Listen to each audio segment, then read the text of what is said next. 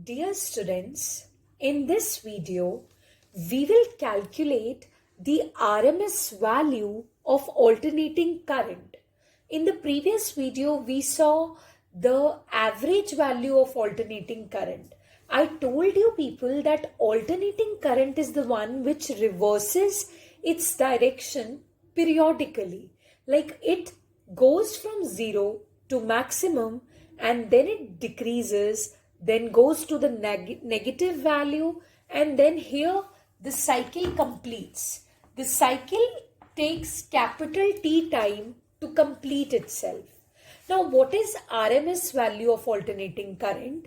RMS value means what value of direct current will be needed to produce the same amount of heat as it is produced by alternating current in a given time interval. Now we know that alternating current ho ya direct current ho, every current has a heating effect. Every type of current produces heating effect. Heat produced is given by H is equal to I square RT, where T stands for time period. Okay, H is equal to I square RT. So now what additional factor we are going to study over here? Alternating current is the one which changes regularly. Alternating current is the one whose value goes on fluctuating. So that's why if the value of current goes on fluctuating, okay, the value of heat produced, that will also go on fluctuating. So whatever will be the heat produced by alternating current in the half cycle, ठीक है, वो heat produced value change होता रहेगा.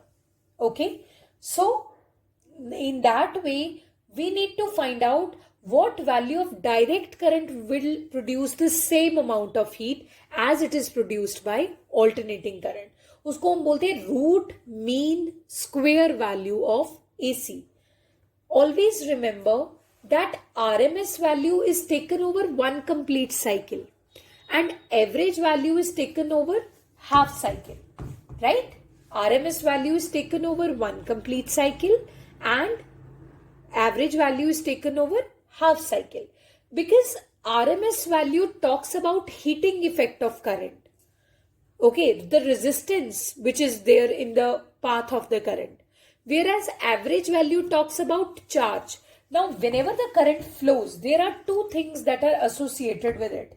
एक तो होता है charge, एक होती है heat. Charge means the charge that is actually sent by the current when it flows.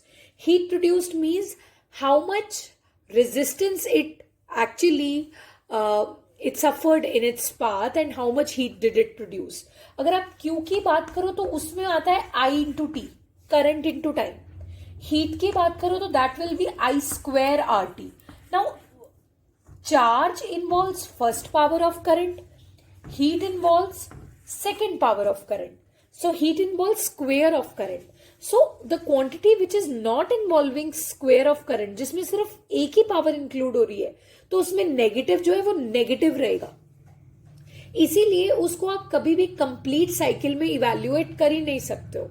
Charge total कितना प्रोड्यूस हुआ एक कंप्लीट साइकिल में, ये आप इवैल्यूएट कर ही नहीं सकते हो, बिकॉज वो जीरो बन जाएगा, क्योंकि इसमें एक ही पावर है. And what ever negative is negative, that will remain negative, na? But it has I square. So if there is negative stuff also, that will become positive after squaring, because we know that minus 2 square is equal to 4. So whatever is negative will also become positive. So that's why RMS value is always taken over complete cycle, because it involves already square. It will not become 0 for full cycle. So remember, what is RMS value of alternating current? Root mean square value. कि alternating current complete cycle में जितना भी heat produce कर रहा है, उतने ही time में direct current की कितनी value चाहिए होगी, so that कि वो उतना ही heat produce करे, क्योंकि direct current एक ही बार में pass हो जाता है and alternating current keeps on changing its value. So all the things that are integrated here that are producing this all together a new heat. Okay, so that way we need to study this. So after that, what we are going to do, we are going to evaluate all this stuff from this formula. Suppose in time dt, alternating current produced a small amount of heat called dH. That dH will be equal to I square R dt. Okay. So what will be the heat produced over the complete cycle? That will be integration of this equation from 0 to t, I square R dt. This small amount of heat produced will become capital H. Now this will become I square R. This will become I naught sine omega t divided sine omega t whole square. This is R and this is dt. And the integration exists from the limits capital 0 to capital T. Okay, so H will become I naught as it is sine square, I naught square ho jayega, sorry, I naught square taken outside. This will become sine square omega t. This R will be taken outside. Okay, so after that you have limits 0 to t and dt. Now the task is to integrate sine square omega t. Now we know that we cannot integrate the powers of trigonometric ratio. Okay, we have to do something so that this power can be eliminated. So there was a formula that we have studied, that was cos 2a is equal to cos 2a is equal to cos square a minus sine square a. So this was the formula, cos square a minus sine square a. So you want to eliminate sine square, right? So can you write 1 minus sine square a in place of cos square a, so that it becomes 1 minus 2 sine square a. Okay, so take this 2 sine square a to the other side, cos 2a ko idhar le aao. So it will become 2 sine square a is equal to 1 minus cos 2a. Take this 2 to the other side. So ये value आ गई. Sine square a is equal to 1 minus cos 2a upon 2. Okay. So after that 1 minus cos 2a upon 2. Okay. So after that what we are going to do? We will substitute this value over here to sine square omega t. Right? How we will do that? We'll just erase it and we are going to write 1 minus cos 2 omega t divided by 2. A की जगह omega t था actually में. So we need to integrate this now. 1 minus cos 2 omega t divided by 2 dt. Take this 2 outside the integration because it's a constant. Now integrate 1 minus cos 2 omega t dt. Just a second. Now how we are going to proceed further? See, this is H is equal to I naught square R upon 2.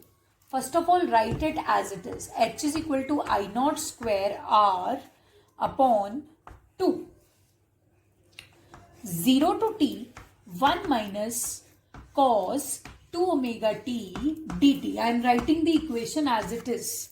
Okay. I have just copied this equation here. So now let us integrate it.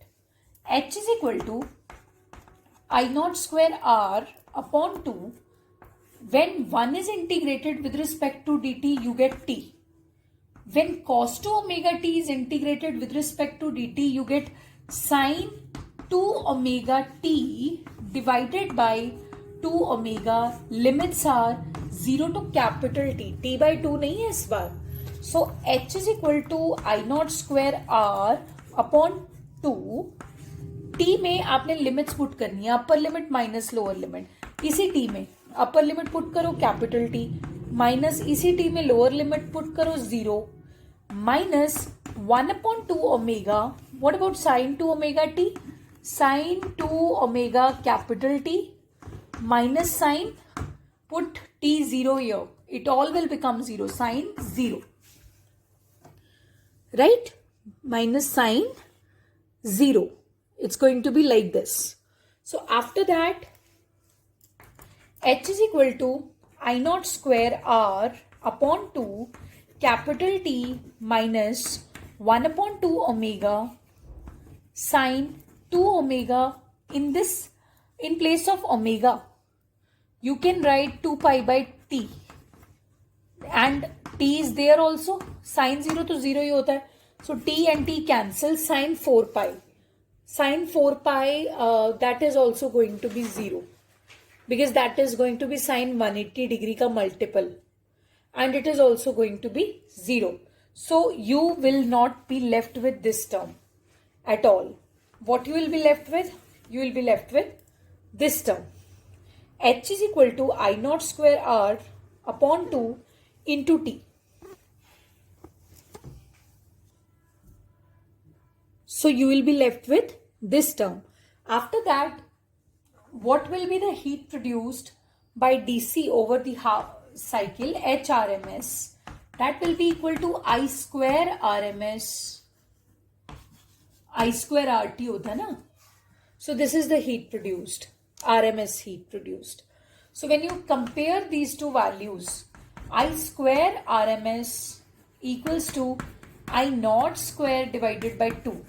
When you remove the squares, taking the square roots on both the sides, you get this.